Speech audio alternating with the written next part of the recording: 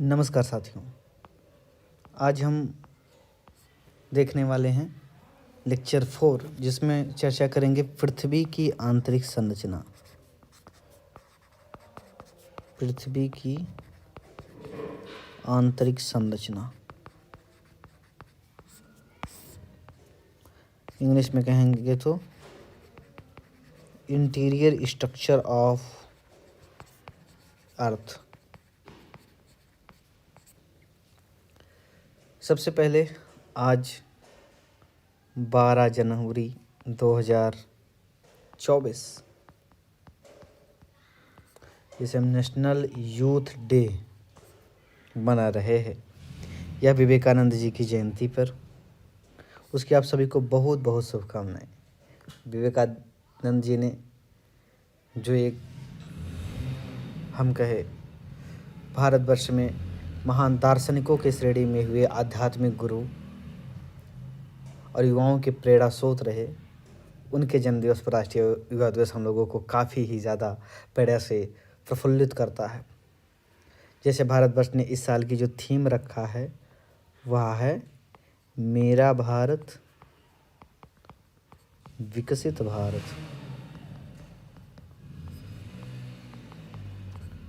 Eight the 2047 for youth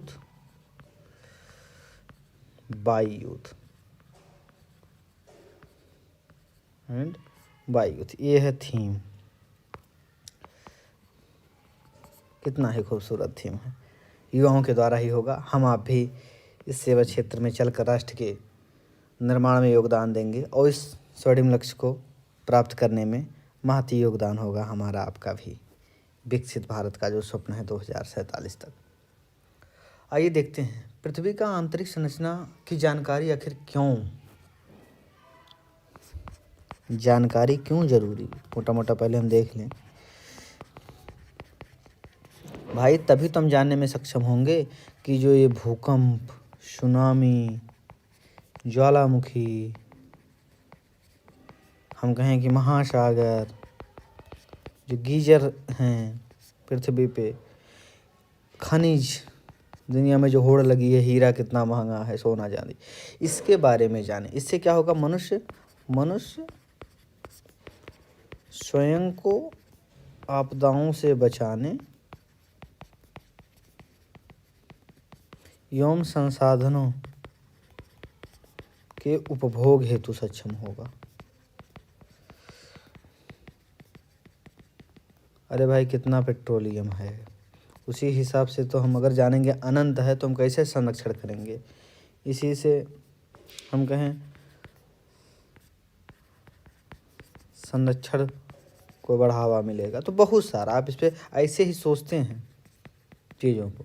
नई नई technology आती है कि इसका कितना इष्टतम उपयोग किया जाए, तो ये जानकारी होती है। तो इसलिए जानना ज़रूरी है कि आंतरिक, अभी हम बात करें पृथ्वी की आंतरिक संरचना को जानने के, तो अभी जो डीपेस्ट मैन मेड होल है, अब भाई पृथ्वी की त्रिज्या लगभग कितनी है, 6370 किलोमीटर। अब इतना गड्ढा तो कोई खोद नहीं सकता, पृथ्वी ही 2 टुकड़े में हो जाएगी। तो अब या हम होल करके जान पाएँ, तो अभी तक हम कहीं जानकारी आप लिख सकते हैं कि डीपेस्ट मैन, सबसे गहरी मानव निर्मित जो खान है, डीपेस्ट मैन मेड होल, ये जो हमने गहरा बनाया है रिसर्च के लिए, रिसर्च पर्पज से, वो क्या है, वो है कोलावाल, कोला कुआं हम कहते हैं, वेल। ये कहाँ है, कोला प्रायद्वीप, रूस। एक जानकारी भी है, रूस में है। और डीपेस्ट माइन, आप सोच सकते हैं आप कि अभी हम 6370 किलोमीटर में कहाँ तक पहुँचे हैं। Deepest mine in the world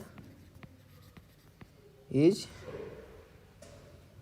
अच्छा ये जो है, ये आपकी तो मेन चीज़ भूल ही गए हम लोग भाई, 7 किलोमीटर जो हमने कुआं खोदा, 7। डीपेस्ट माइन 4 किलोमीटर गहरी है खदान। ये कहाँ है, तो आप लिख सकते हैं, ये है म्योनेंग गोल्ड माइन, स्वर्ण खदान। ये है जोहान्सबर्ग, साउथ अफ्रीका। छोटी सी जानकारी थी। अब हम चलते हैं कि अब सोचिए तब हम कैसे जान पाएंगे कि उसके अंदर स्थिति क्या है। कि मानव निर्मित सबसे खदान भी कहीं ना कहीं 4 किलोमीटर, रिसर्च के लिए हम गड्ढा खोदे हैं 7 किलोमीटर तक है। तो हमें कुछ अप्रत्यक्ष स्रोतों पर निर्भर रहना होता है। तो अप्रत्यक्ष सोर्स क्या है, उसे आप एक बार लिख सकते हैं। अंदर के इंटीरियर के इंफॉर्मेशन के लिए अगर हम कहें, आंतरिक भाग के संरचना की जानकारी के लिए अप्रत्यक्ष सोर्स नंबर 1।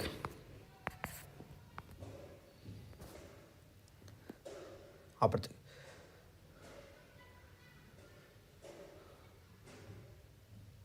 भौतिक स्थिति का अध्ययन, इंग्लिश में कहेंगे क्या हम, किसका, फिजिकल हम स्टडी करते हैं, भौतिक स्थिति का अध्ययन,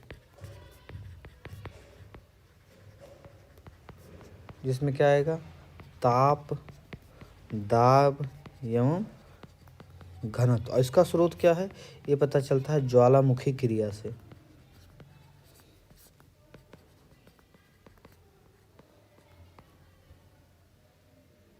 ज्वालामुखी क्रिया से पता चलेगा। कैसे, क्योंकि ज्वालामुखी में जो अंदर से उद्गार होता है मैग्मा का, लावा का, तो उससे हम ये जानने में सक्षम होते हैं कि जो पदार्थ बाहर आ रहा है उसकी डेंसिटी कितना है। तो यानी निकलने वाले पदार्थों से डेंसिटी पता चलती है, निकलने वाले पदार्थों का अध्ययन। दूसरा,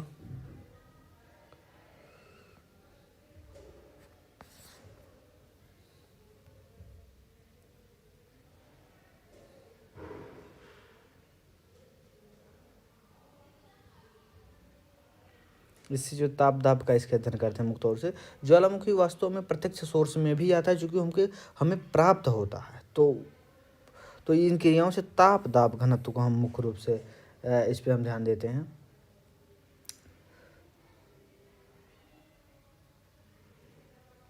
दूसरा जो प्रमुख है वो है मिटियोर्स का अध्ययन, हम बताया था, उल्काश्म का अध्ययन।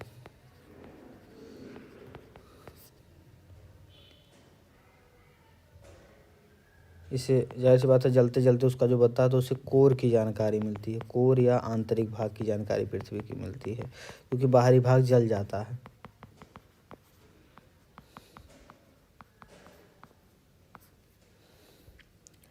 इसी से उल्का निर्मित झील, एक इन्फॉर्मेशन आप जान ही रहे हैं, से पृथ्वी से टकराया था जब, तो उल्का से निर्मित जो झील है वो है लोनार झील,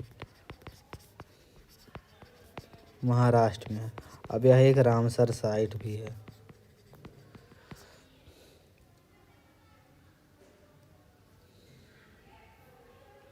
तीसरा है भूकंप विज्ञान।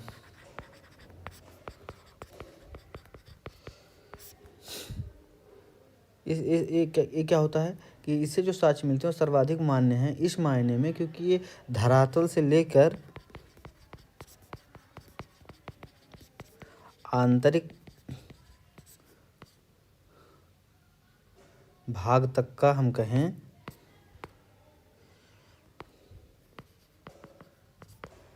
तक के संभावित कंपोजिशन, संभावित संघटन की जानकारी देते हैं। हम कहें वैज्ञानिक व्याख्या करते हैं। ऐसे ही आप कहें तो 4 नंबर पे चुंबकीय क्षेत्र है, कि इससे पता चलता है अगर चुंबकीय क्षेत्र यानी कि इसके कोर में कुछ लोहा या इस प्रकार का पदार्थ है तो वो भी है। गहराई के साथ हम ताप दाब तो बता ही दिए, ये वाला जो है इसको आप केवल कर लीजिए ताप दाब घनत्व।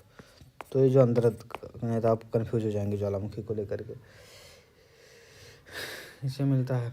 फिर पृथ्वी पे कहीं कहीं गुरुत्वाकर्षणीय विसंगति है, जिसे हम कहते हैं ग्रेविटेशनल एनोमली। कैसे आपको पता चला कि भूमध्य पे यह कम है वो और ध्रुवों की तरफ ज़्यादा है, तो इससे भी हमें पता चलता है।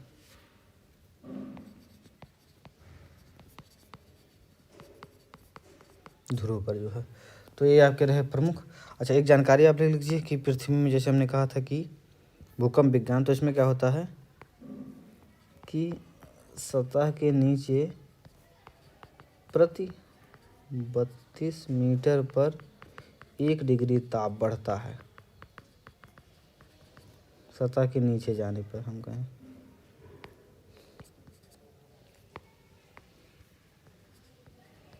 नीचे जाने पर 1 डिग्री तापमान बढ़ता है। कोर का जो संभावित तापमान है वो है लगभग 6000 डिग्री सेल्सियस। अच्छा, केल्विन में आए तब भी आप इतना मारो लगभग, क्योंकि केवल 273 का ही अंतर होता है डिग्री सेल्सियस और तापमान में। ताप दाब का संबंध भाई, अब इसको भी हम देख लेंगे अच्छे से जानकारी में कि टेम्परेचर अंदर हाई कैसे है। तो अगर पूछ ले ऑनलाइन में तो पृथ्वी के यहीं हम देख लेते हैं, कोर का तापमान इतना अधिक क्यों? सीधा है कि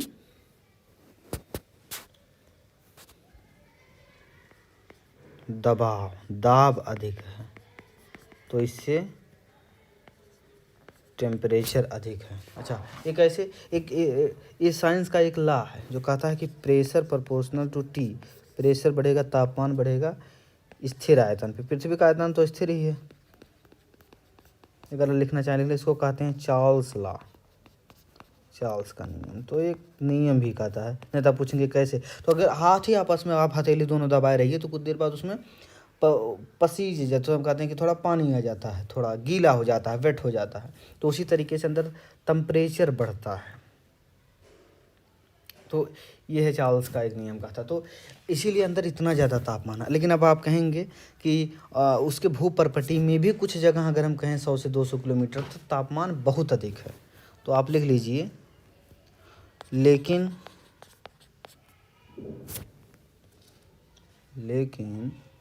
जो हमारा ऊपर का एरिया है,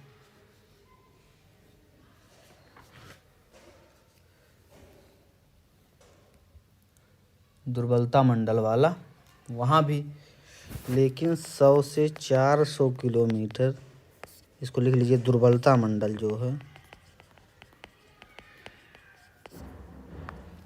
में तरल अवस्था क्यों? यहाँ से भी कुछ ज्वालामुखी उद्गार होता है जो कुछ लावा का स्रोत है।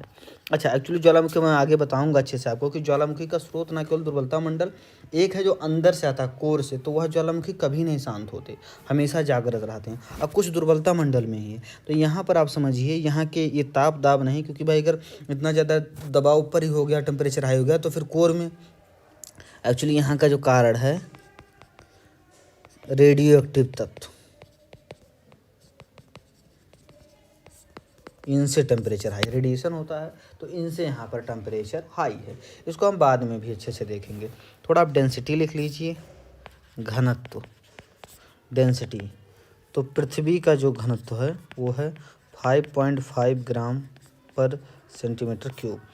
यूपीएससी तो देता है कि आपको केवल बताना होता है नॉर्मली कि कितना कंपेयर करना है कि महाद्वीप का। अगर कहीं कॉन्टिनेंटल एरिया का, अब मैं हिंदी लिख रहा हूँ, आप लोग शिकायत किए थे भाई, महाद्वीपीय क्षेत्र कॉन्टिनेंटल रीजन का जो है वो है 2.73 ग्राम पर सेंटीमीटर क्यूब।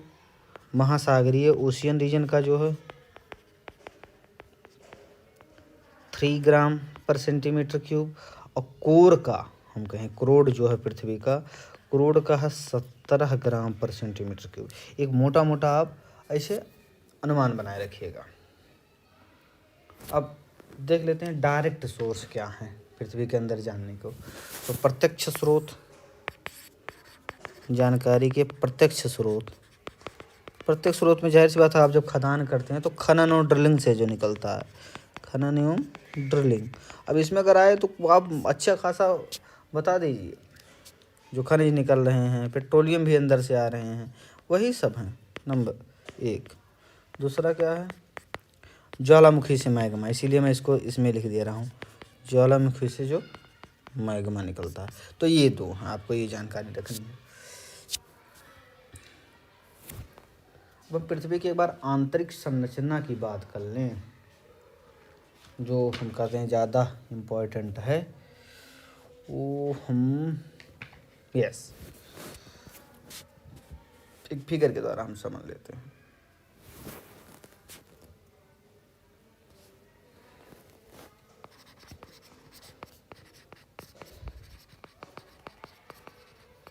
आंतरिक संरचना अच्छे से देखते हैं भाई।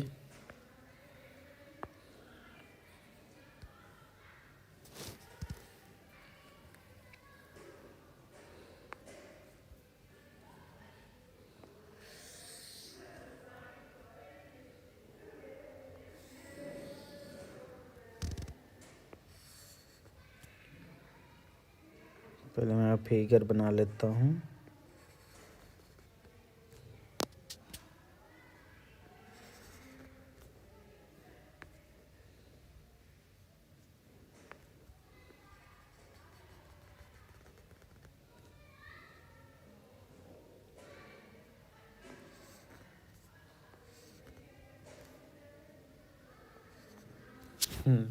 आप लोग अच्छे से देख लीजिए, क्योंकि इसमें बहुत सारे क्वेश्चन बन सकते हैं। अभी हम देखते हैं। जाहिर सी बात है 0 किलोमीटर, 100 किलोमीटर, 400 किलोमीटर, 2700 किलोमीटर, इसमें पूरी जानकारी मैं लिख दे रहा हूँ। 2900 किलोमीटर, 5100 किलोमीटर, और जाहिर सी बात है ये आपका होगा सेंटर 6400 किलोमीटर। अब इसे जो हम कहते हैं ये वाला भाग, ये वाला, इसे स्थल मंडल कहा जाता है।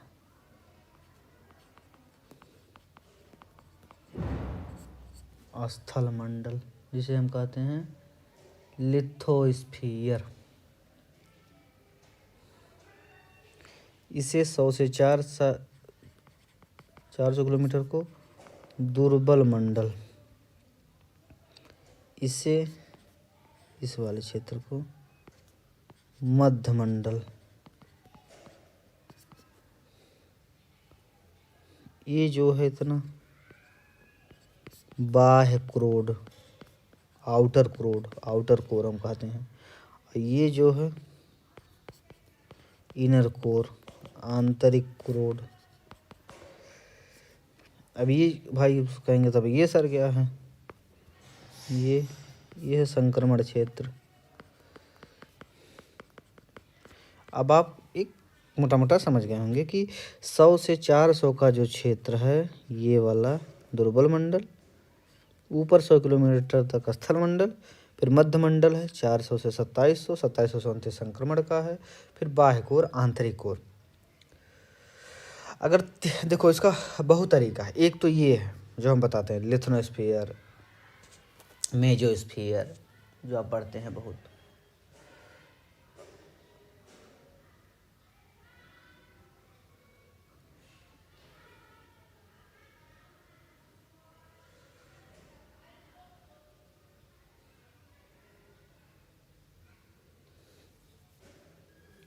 और एक अलग व्याख्या के अनुसार इसको मोटा मोटा हम क्या कहते हैं, एक्चुअली ये 100 से लेके 29 तक, 100 तक का क्षेत्र, ये जो आप पढ़े रहते हो ये वाला, इसे कहते हैं मेंटल। इसे क्या कहते हैं, 0 से 100 वाले को इसको कहते हैं भूपर्पटी। 0 से 100 और 100 से 2900 से 64 को हम कहते हैं क्रोड। तो जिस मायने में वो पूछेंगे फिर बताते हैं आपको।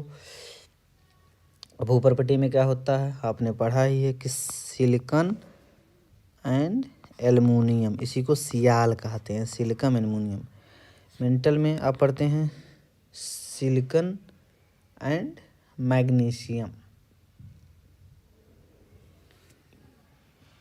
थोड़ा गलती हो गया, सीएल ये महाद्वीप क्षेत्र में होता है, फिर महासागर वाले एरिया में सीमा, सिलिकॉन, मैग्नीशियम। और और क्या है, महाद्वीपीय क्रस्ट, महासागरीय जो है सिलिका और मैग्नीशियम से बना है। सिलिकॉन है सिलिका, तो आप देख लीजिए वही सिलिका। और फिर ये मेंटल में नहीं, और ये आंतरिक जो क्रोड है ये बना है निकेल और फेरस से। ये हो गई आपकी एक जानकारी। घनत्व हमने लिख दिया है सबका। तो लिथोस्फीयर ये है 0 से 100 वाला लिथोस्फीयर, मेंटल कोर हो गया। और देखते हैं अब जो भूकंप से आता है जो तरंगें उत्पन्न होती हैं, तो अधिकतम जो उनकी गति होती है उसे हम समझता हूँ भूकंप वाले में समझेंगे। देखिए आप लोग कहीं ना कहीं उसे फिर भ्रमित हो जाएंगे, क्योंकि जो प्राइमरी वेव्स होती है वही केवल आंतरिक कोर तक जाती है। सेकेंडरी चूँकि द्रव माध्यम में नहीं चल पाती, इसलिए वो यहीं ख़त्म हो जाती है। तो ये पी का क्षेत्र कहा जाता है। प्राथमिक तरंगें यहाँ भी जाती हैं। तो ये होगी जानकारी। अब इसी में हम एक और लिख लेते हैं। कुछ आता है असंबद्धता, जिसे हम कहते हैं डिसकंटिन्यूटी। तो 5 डिसकंटिन्यूटी होती हैं, वो मैं आपको लिख दे रहा हूँ। 5 डिसकंटिन्यूटी, ये सब याद करने वाली चीज़। डिसकंटिन्यूटी मतलब ये कि ये सीमा अगर ख़त्म हो गई तो ये वाला एरिया क्या कहा जाएगा। ये सीमा पे 2 3 4 5। अब ध्यान से आप इस फिगर में ही देख लीजिए, 1 2 3 4 5। तो हम देखते हैं अब ये पूरा देख रहे हैं आप, मेंटल है ये वाला, ये मेंटल है। तो इन मेंटल्स को जो ऊपर नीचे अलग कर रहा पर मेंटल लोअर मेंटल को, तो इसको कहते हैं, लिख दे रहा हूँ, रेपिटी डिसकंटिन्यूटी। फिर अब मेंटल को क्रोड से जो अलग कर रहा है ये 2900 पे, इसको हम कहेंगे, नंबरिंग हटा दो, मे भी चेंज हो कभी।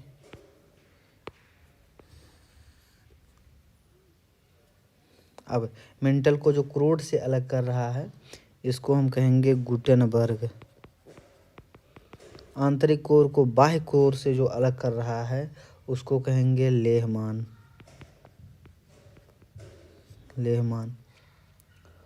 और महाद्वीप को महासागर से जो सीमा वाला चीज़ है, ऐसे होता है ना पानी वाला रीजन, ध्यान से आप समझेंगे। अगर ये है, अगर महाद्वीप है तो इससे तली जो महासागर की नीचे होगी, तो इनको कहा जाएगा ये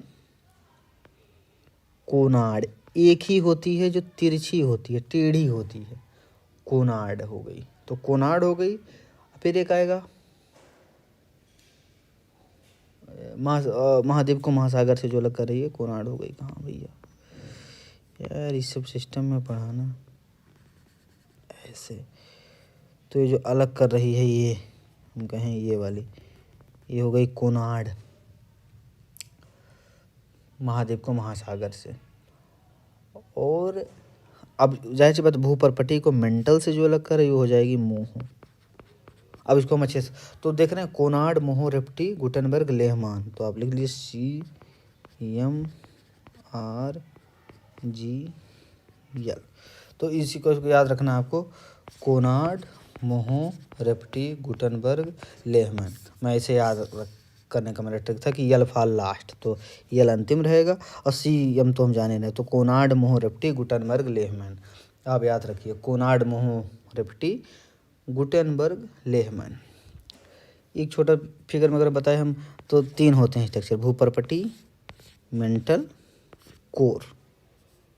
तो भूपर्पटी ये हो गया मेंटल, और ये हो गया क्रोड। आपको याद रखना है कि भूपर्पटी में अपर महाद्वीपीय होगा भाई, और लोअर तो होगा महाद्वीपीय या कॉन्टिनेंटल, और ये होगा महासागरीय। तो महाद्वीपीय को महासागर से अलग करने वाली को, इसको जो नाम दिया गया है वो है कोनाड। ये है 60 ट्रिक याद करने का, जो कि इससे क्वेश्चन बनते हैं निरंतर। ये वाली जो होगी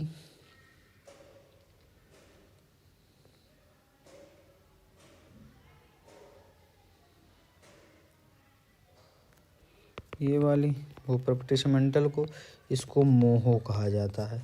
एकमात्र जो आड़ी तिरछी होती है, तो अगर हम कहें एकमात्र डिस्कंटिन्यूटी जो तिरछी है या कर्व है, हम कहें केवल मोहो, मोहो, यही याद रखना आपको। फिर मेंटल में ऊपरी नीचे अब भाई अपर मेंटल लोअर मेंटल, तो हम कोनार्ड मोहो रेपेटी। फिर मेंटल को इससे अलग, क्रोड से अलग कर रही है तो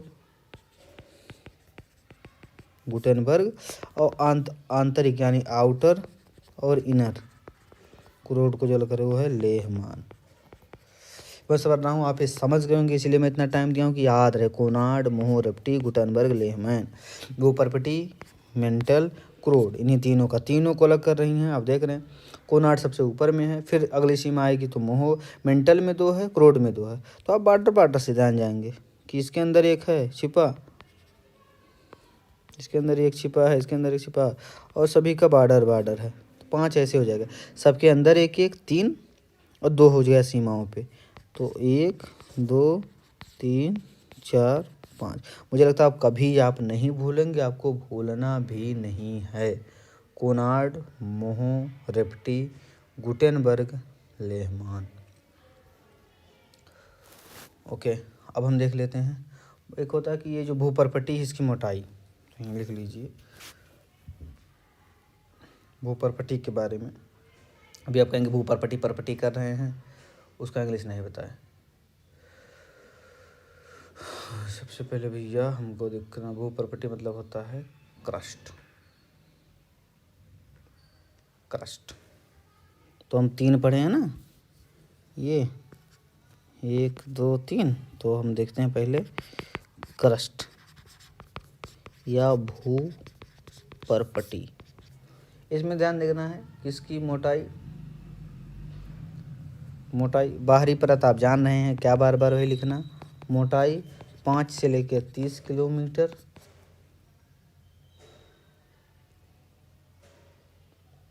है। और अगर बात करें तो महाद्वीप पे 30, और महाद्वीपीय समुद्र तल पर केवल 5 किलोमीटर है। समुद्री तल पर केवल 5 किलोमीटर मोटी है। इसकी संरचना बता दिया था, यह महाद्वीपीय क्षेत्र पे। इसमें पाया जाता है सिलिका एल्युमिनियम, और यहाँ सिलिका मैग्नीशियम। अब आप जान ही गए होंगे। सीमा घनत्व तो मैं पहले लिख दिया हूँ। तो जो स्थल, जिसे हम कहते हैं स्थल मंडल या लिथोस्फीयर, ये और कुछ नहीं होता है बल्कि क्रस्ट, ये दोनों क्रस्ट को मिला के महाद्वीपीय महासागरीय प्लस ऊपरी मेंटल। इसीलिए आप देखे होंगे कि वो 100 किलोमीटर तक है, तो 0 से 100 किलोमीटर तक ये है। क्रस्ट की रचनाएं, संरचना भाई बहुत तत्व आते हैं। तो इसकी संरचना में 93 एलिमेंट हैं, केवल 8 ही संपूर्ण का 99.5% है 93 एलिमेंट में। इसमें ज़्यादा क्या है, अधिकांश में केवल देख लीजिए सबसे ज़्यादा तो ऑक्सीजन, फिर सिलिकॉन, फिर एल्युमिनियम। सियाल हो ही गया, सिलिकॉन एल्युमिनियम, सबसे ज़्यादा ऑक्सीजन। यही याद रखना है कि क्रस्ट में सबसे ज़्यादा होता है ऑक्सीजन, लगभग 46%, सिलिकॉन होता है 27%, एल्युमिनियम होता है 8%। तो यही अधिकांश मात्रा इसकी होती है, यही ध्यान रखिएगा क्रस्ट में आपके। मैं समझता हूँ क्रस्ट हो गया। मेंटल में बता दिया हूँ, अगर आपको याद हो।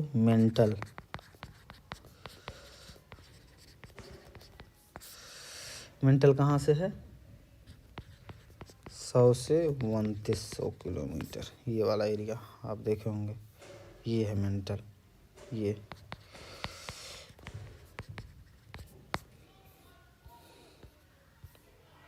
100 से 2900 किलोमीटर। तो मेंटल किससे बना है? संगठन कंपोजिशन अगर हम कहें तो इसमें है सिलिका, मैग्नीशियम, आयरन, फेरस। ऊपरी मेंटल निचली मेंटल आप पढ़ लिए, उसको जो डिवाइड करती है वो क्या है? रेपिटी है।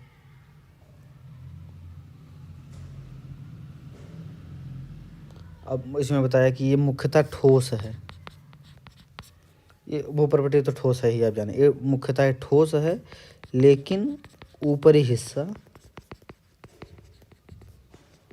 ये बहुत महत्वपूर्ण जानकारी है भाई साहब, द्रव है जिसे दुर्बलता मंडल कहते हैं। दुर्बलता मंडल इंग्लिश में से कहते हैं स्थेनोस्फीयर। अब ठीक से लिखा जाए वही।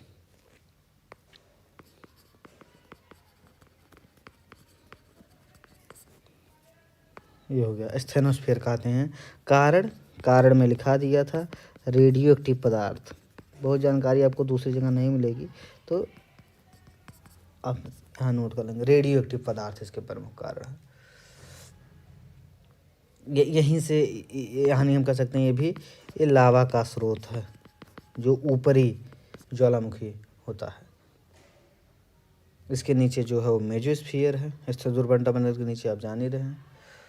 तो मेंटल का जो घनत्व है वो है, इसका जो घनत्व लिखे हैं हम ठोस है भाई, तो घनत्व 3.9 ग्राम पर सेंटीमीटर क्यूब। वो अब इसका क्रस्ट का कितना था? आप लोग कहेंगे बताया ही नहीं, वही पहले ही लिखा था 2.7 ग्राम। तो नीचे जाने पे बढ़ ही रहा। कोर का तो आपको पहले ही बता दिया गया था भैया 17 है, आप लोग जबरन लिखा रहे हैं। अब आता है तीसरा भाग जिसे हम कहते हैं कोर या क्रोड भी कहते हैं। सबसे निचला भाग है पृथ्वी का केंद्र। इसमें क्या है? मुख्य तत्व निकिल एंड फेरस, लोहा, निफे कहा जाता है। और इनका जो है वो है 2900 से जितना भी है, 6370 कहो या कितना भी किलोमीटर तक। टेम्परेचर आप देखे ही 5500 डिग्री सेंटीग्रेड से 6000 डिग्री सेंटीग्रेड होता है। घनत्व इन्होंने 13 लिखा है, लेकिन लगभग 17 होता है।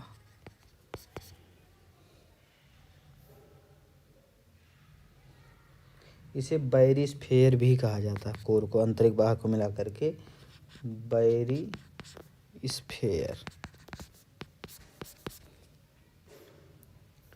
क्योंकि आपका कोर में ही आपका जो लेहमान है, असंबद्धता है, इसकी अवस्था क्या होगी? इसकी अवस्था लगभग है तरल अवस्था है।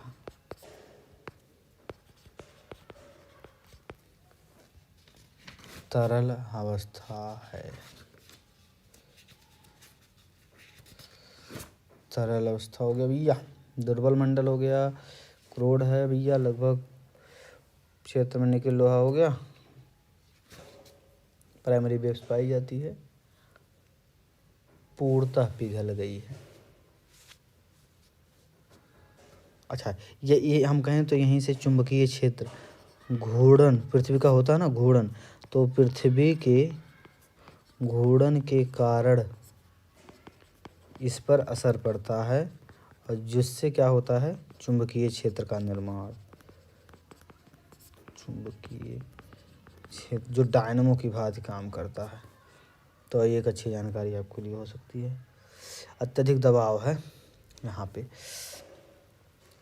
एक अगर मुझे नहीं लगता पीसीएस में पूछेंगे, लेकिन आप ध्यान रख लें कि अगर कोई प्राचीन पर्वत जो दुनिया में पहले थे, माना कि ये पर्वत हैं जो अब वो लगभग स्थल बन चुके हैं, तो ये आप समझ पाएंगे उनका तत्वों का घनत्व तो कैसा होगा, क्योंकि अब तो बहुत खनिज वाले पदार्थ बने हैं। भारत में छोटा नागपुर देखोगे, कर्नाटक का पठार है, बुंदेलखंड का, बस्तर का पठार, तो ये कैसे अब बाद में खदान से उनसे कुछ निकलने लगा है। पहले तो ऐसे ऊंचे पर्वत की तरह थे जिन्हें पर्वत कहा जाता था। अब जाहिर सी बात है कि यहाँ हाई घनत्व होगा, तो अगर वो पर्वत हैं, अब वो पठार बन चुके हैं, ख़त्म हो चुके हैं, हाँ, ऊपर का सिरा सब अपर्दन से। अब मध्य घनत्व, जाहिर सी बात है यहाँ निम्न या कम घनत्व होगा। अब देखो ये धीरे धीरे पर्दन होने लगा, तो कैसे हो रहा है? इसे एकत्रित हो रहा सब। इसको हम क्या कहेंगे, ऐसे जो फॉर्मेशन यहाँ होगा यह मैदान बनेगा इन अवसादों से, ये मैदान। तो यही बाद में हो जाते हैं ये, चूँकि यहाँ नीचे सब खनिज रहता है ना उच्च घनत्व, तो बाद में यही बनते हैं।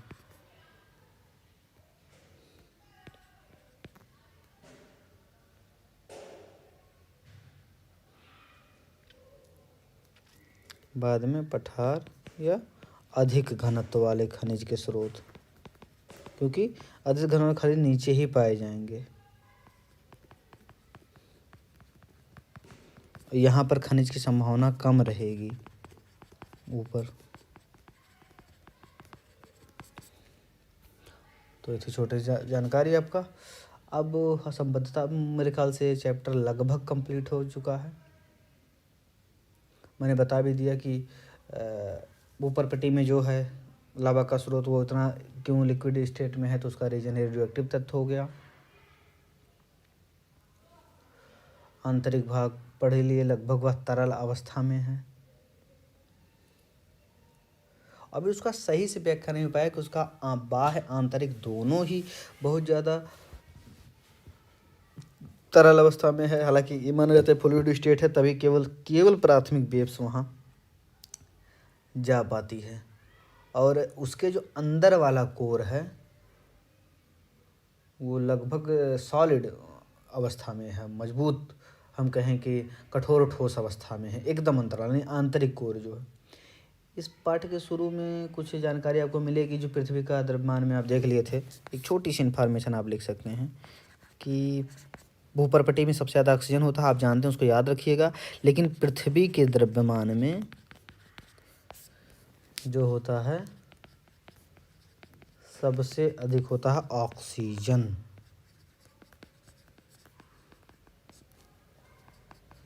शायद उसमें भी वही था क्या, सिलिकॉन होता है 15% और मैग्नीशियम होता है लगभग 14%। तो यह पृथ्वी के द्रव्यमान में।